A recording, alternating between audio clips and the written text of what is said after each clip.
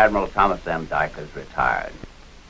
We now bring you the story of one of the greatest acts of heroism in the annals of our Navy. Certainly we would search a long way before we found its equal in sheer selfless patriotism. At the end of the show, I'm sure you will agree with me. What you see on the screen actually happened. This applies not only to the central and outstanding act performed, but to the minor and supporting incidents as well. The actors bear the names of the officers and men who made the patrol. We will try to do justice to their heroism and sacrifice.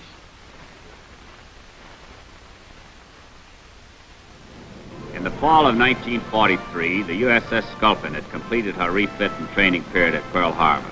They were making the final preparations for a 9th War Patrol.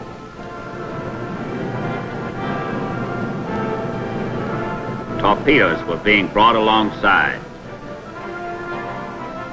and lowered into the torpedo rows.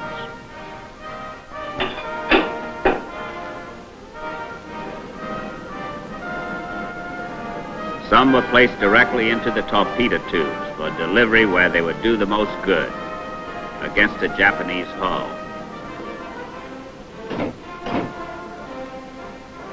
The Sculpin was ready. She would make this patrol under a new skipper, Lieutenant Commander Fred Conaway from Forest City, Arkansas. He was an Annapolis graduate and an experienced submariner. The captain was at headquarters getting his patrol instructions, while his officers were killing time playing backgammon and waiting for word on where and how they'd spend the next 60 days. The executive officer was Lieutenant N.J. Allen from Duluth, Minnesota.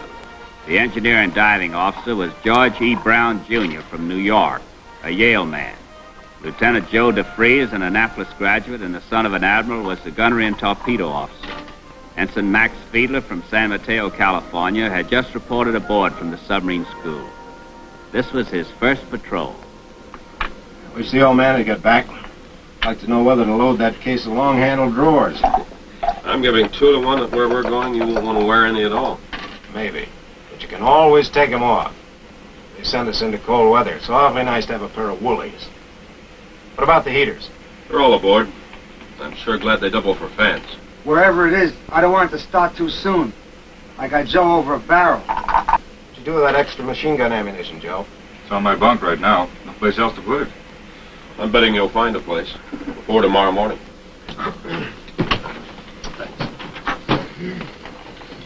Well, boys, I've got the dope, and it's going to be interesting.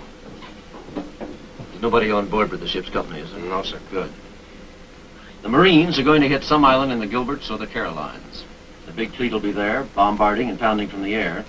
They've tossed us the job of intercepting any Japanese reinforcements that might leave their base at Truk, or to knock off any cripples that might try to get in there. Sounds like a big order for one sub, but I guess that's our speed. We won't be alone. The force commander is going to radio Apagon and Spearface to join us in the Wolfpack when the time is right. Which island is it? They're restricting that info to the higher echelons. They said the Wolfpack commander would know. Do we carry him? Yes, it'll be Captain John Cromwell. Oh, no. Oh. He bawled me out the other day for looking like a bilge rat when we were setting those main bearing clearances. Maybe I made a mistake not bringing a tie. It's gonna be hard living in tight quarters like this for 2 months with a regulation Commodore, but I guess we can survive it. I thought he was a captain. Well, he is, but he's division commander, so he's called Commodore when you're talking to him. I'll never learn this, Navy. Why do they do that? It makes him feel big. Anybody ever tell you how to get along with a Commodore, Maxie? No. Find out what the son of a gun wants and do it. Captain, Commodore Cromwell is coming aboard.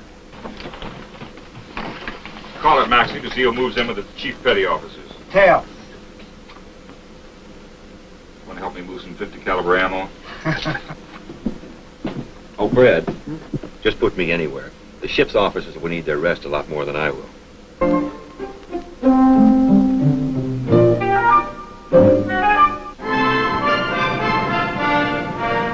On November the 5th, 1943, the Sculpin left Pearl Harbor. She refueled at Johnston Island and then headed for a patrol area in the Gilbert Islands. Well, this is all you're going to take to sea with you, Tanny? Cigarettes? Old pair of shoes? Well, no, sir. I got my clothes on. How do you expect to get along for 2 or 3 months without sponging off your shipmates? Well, I didn't figure Hirohito would invite us to tea, Mr. Brown. Look at these old shoes. Well, they're kind of special, sir. Nobody in this torpedo room would go to sea if I didn't have these shoes. Oh? How's that? These are my depth charge shoes. As long as I got them on, nobody's going to hit us. Well, in a case like that, I guess you are well equipped. Oh, Mr. Brown, can you do us a favor? Sure, what do you have? You know Warren, the electrician's mate. Yep. Well, he's a minister, son, and he's real good with the Bible. Well, could you give him a battle station up here? Well, I don't have to look at the charts to tell when we're getting close to the enemy. I just wait for you boys to get religion. We got religion all the time, Mr. Brown. Oh, sure. The minute we get back to port, the religion's tossed over one side, and you boys go ashore over the other. Everybody gets in a few scrapes every now and then. A few scrapes. Why, I've bailed you guys out so many times I know your operation by heart. You stand at one end of the bar and pick a fight, and Tiny here steps in and finishes it. People pick on me because I'm small. Sure. 10 times in one night in Panama. And in 10 different bars.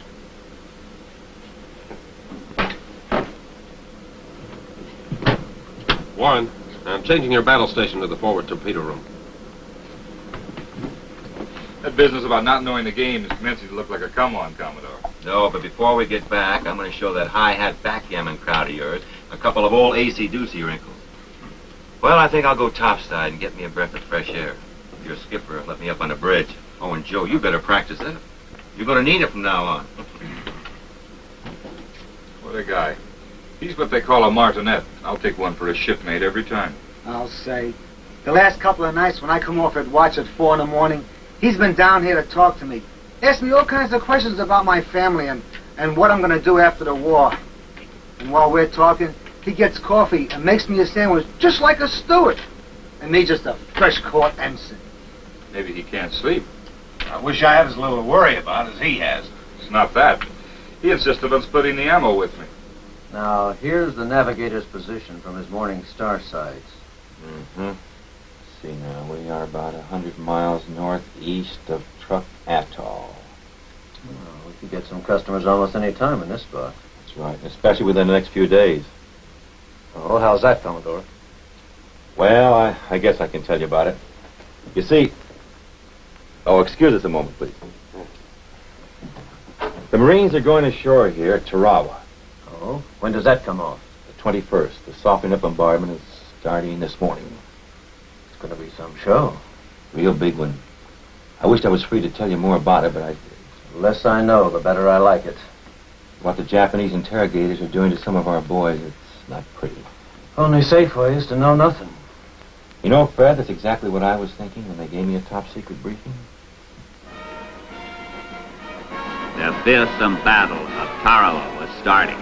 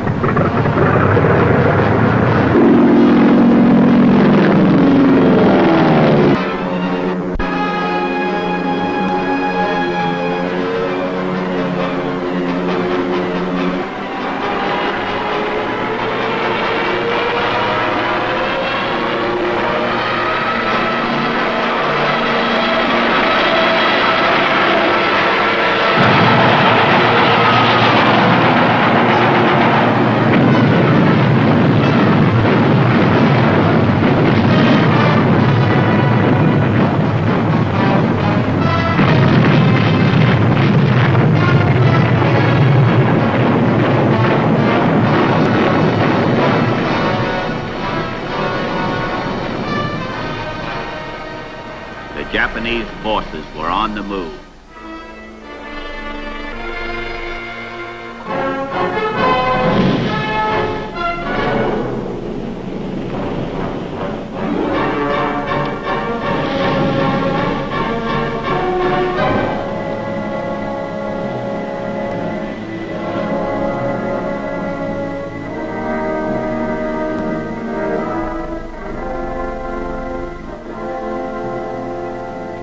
Battle stations, torpedo. Battle stations, torpedo. Battle stations, torpedo. Where are they, Joe? Headed directly for them, Captain. They're dead ahead. Radar says there's 7 ships. 2 big ones and 5 small ones. I got him. Nice going, Joe. Go below. Bearing is drawing to the right, Captain. Bring her right to course 300. All ahead full. Right to course 300. All ahead full.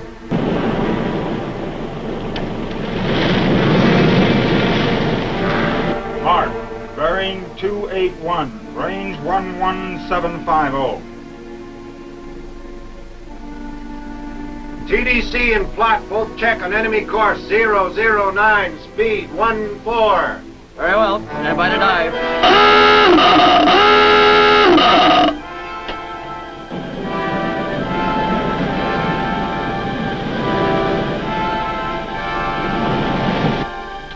Downscope. What do you got out there, Fred? 1 merchant ship escorted by a light cruiser and 5 destroyers. An escort like that, they really must want her to get where she's going. Could be reinforcements for Tarawa. Go get him, Fred. Go get him. Yeah. He's got him on. Calm down.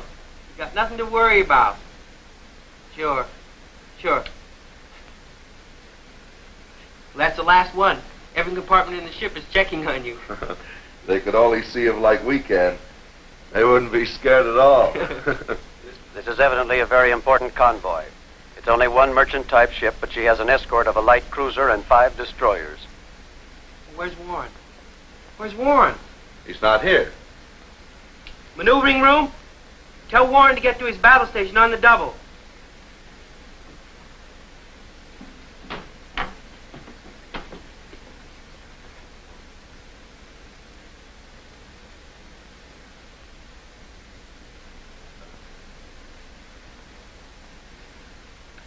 After torpedo room, manned and ready. 1 more look and we'll shoot.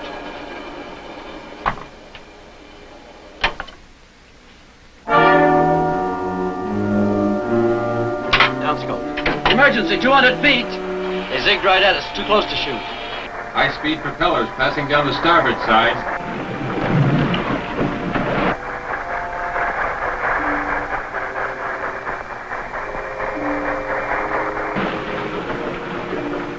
Heavy propeller noises close aboard the port.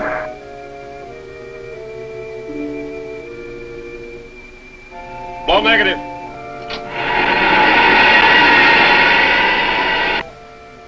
Someday we're going to figure out a way to muffle the sound of that air. You can hear it for miles. They passed right over us. Mm-hmm. Didn't even know we were here. Let's go after him, Captain. It's getting light now. We'll have to give them enough head start so they won't see us when we surface. Then we'll pop up and run around them. Won't need the dark in here anymore, will we? No, turn on the lights.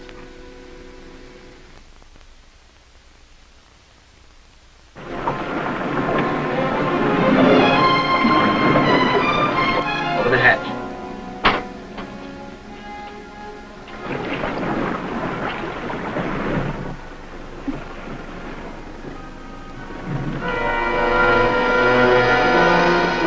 Clear the bridge! Dive!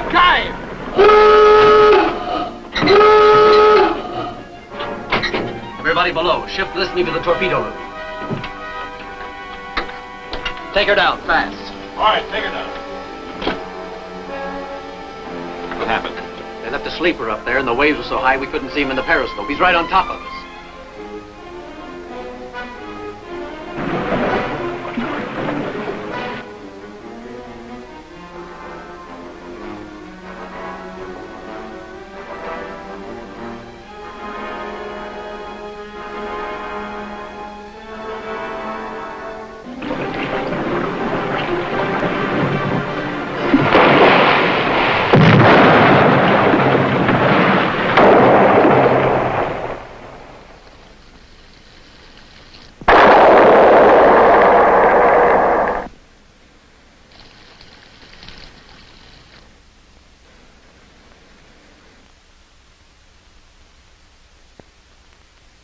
Conaway tried all the tricks he knew to evade. But this Japanese skipper was good. He made one damaging attack after another. To reduce the noise, the air conditioning had been shut down, and the temperature in the ship was soaring. The listening watch says the destroyer started coming in again. What's that? What's that? Sure ain't mice. Here we go, boys. Hold on.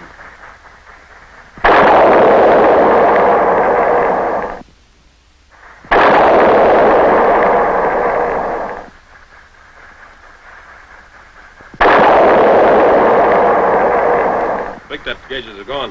Small one's still okay. The leak is getting worse. We've got to pump bilges or we'll flood the crankcases. Tell them we can't pump now. They'll hear us. We can't pump now. They'll hear us. I gotta pump soon, Captain. Taking a lot of speed to keep her from sinking. We're using up the battery too fast. Now, let's just take it easy, boys. We'll give this guy the slip pretty soon. Bearing 045. The listening watch says he hears a rain squall. Bearing 045. Good, we could use one. Right full rudder. We found a rain squall! We found a rain squall! I knew we had the right combination. What good's that gonna do? They don't mind getting wet. The rain on the water, stupid. It makes so much noise they can't hear us. Okay, George, let's get those bilges pumped. Start the pumps.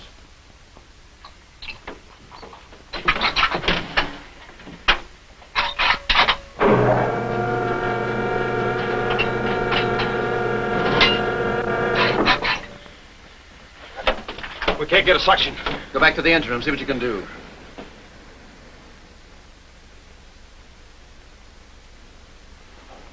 There's nothing blocking the suction line. I just checked it. Well, we gotta get some of this water out of here. Get some buckets and form a line. We'll dump it in the forward engine room. The leak's up forward, all under control, Captain. Thanks, Maxie. Nice going. We'll get along okay. You take over the diving station. You're doing a great job yourself, Fred. Thanks. We got to take some of the pressure off that leak in the engine room. Take her up to 100 feet. Take her up to 100 feet.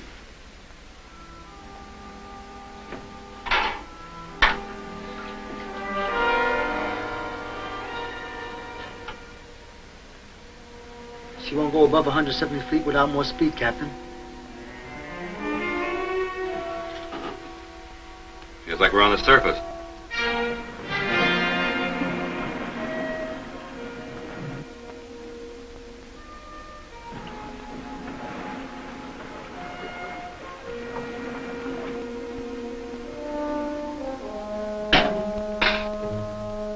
Hung up. All ahead full. All ahead full.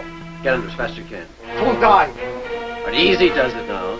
Maybe they didn't see us.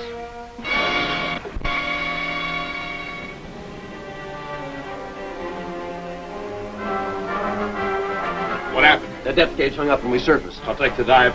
The listening watch reports the destroyer is coming in on another run.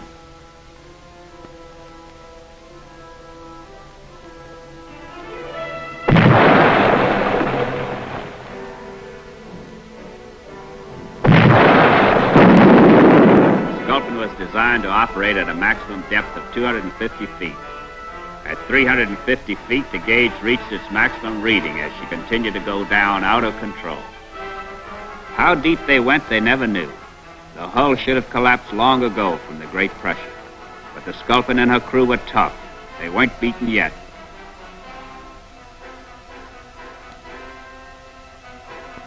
But neither was the enemy. As the submarine reached 250 feet, there was another close explosion.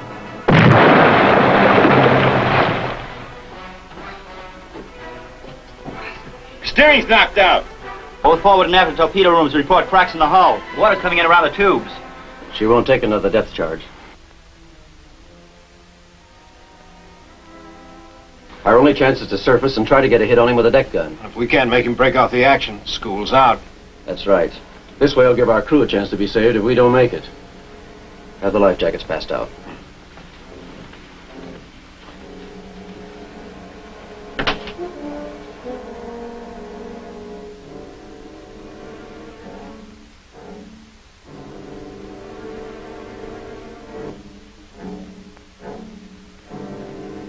George, if anything happens to us up there, be sure the ship is not captured. You can depend on it, Captain. Thanks, George. Okay, boys, let's go. Let's get in the works, Joe. Surface!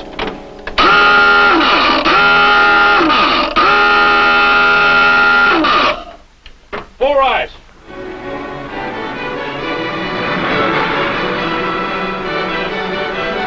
Hit those ballast tanks again. Blow them dry.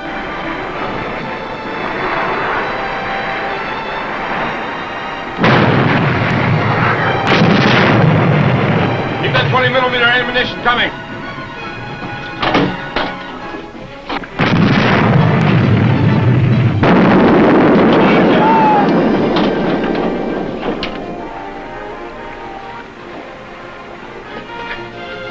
Two holes in the cling tower. They're wiped out. All hands full! All hands full! All hands abandon ship! All hands abandon ship!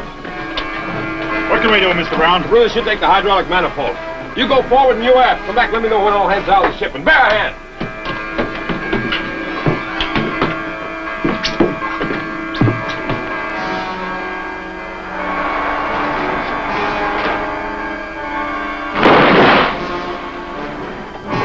Everyone's out forward. All right, you men go off this hatch. Good luck. It's time to go now, Commodore. I'm going with you, George. Oh, I've got to scuttle ship now. You go right ahead. Sir, the enemy will pick us up. Exactly, and that's what I'm trying to avoid. There's too much valuable information in here. Well, that's your decision, Commodore. George, I made up my mind a long time ago. God bless you. Cabrones, open up the vents.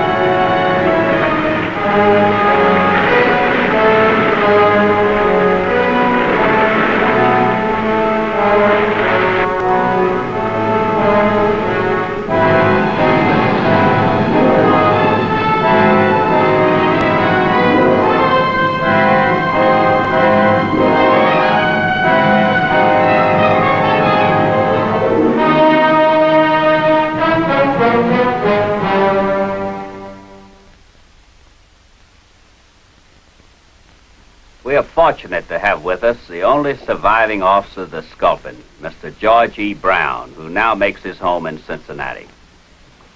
Mr. Brown, I'm sure our television audience would like to hear anything you might like to say. I can't say how proud I am for the privilege of having served with the men of the Sculpin. Individually and collectively, they were the finest group I've ever known. If this country of ours can produce men like these, we'll have nothing to worry about.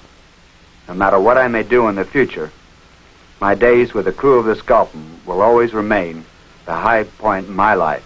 I know that the country is mighty proud of you and the fighting crew of the USS Sculpin. For his great sacrifice above and beyond the call of duty, Captain John Cromwell was awarded posthumously the nation's highest recognition, Congressional Medal of Honor. His act will stand as a shining example of patriotism for generations of military men to come. Please be with us when the Silent Service reenacts for you another outstanding submarine story.